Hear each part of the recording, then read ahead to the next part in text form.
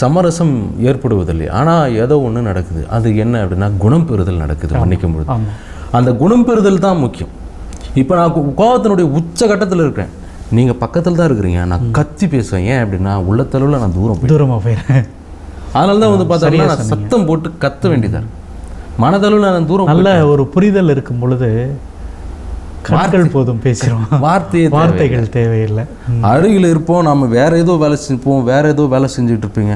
அந்த இடத்துல பார்த்தா அப்படின்னாக்கா ஏதோ ஒன்று இயல்பாக நடக்கும், டக்குன்னு கரம் போய் பிடிக்கும். ஏன் அப்படின்னா அது அந்த புரிதல். ஆமாம், அது இல்லாத போகிற. ரொம்ப அழகாக இதை சொன்னீங்க. இப்போ வீடுகளில் பார்த்தோன்னு வச்சுக்கோங்களேன், அப்பா அப்போ தான் எழுந்திரிச்சு உட்காருவார், அம்மா வந்து தண்ணி எடுத்துகிட்டு வந்து கொடுப்பாங்க, வேணுமான்னு கூட கேட்க மாட்டாங்க. ஏன்னா அவங்களுக்குள்ளே இருக்கிற அந்த புரிதல் அவ்வளோ அழகாக இருக்கும். அதனால் ஒரு நல்ல ஒரு உறவு இருக்கும் பொழுது, நல்ல மனசு ஒத்து போகும்போது கத்த தேவையில்ல, ரொம்ப அற்புதமாக இருக்கும். அதனால் வந்து ரொம்ப வார்த்தைகளை தாண்டி நம்மளால் வாழ முடியும், உரையாட முடியும்.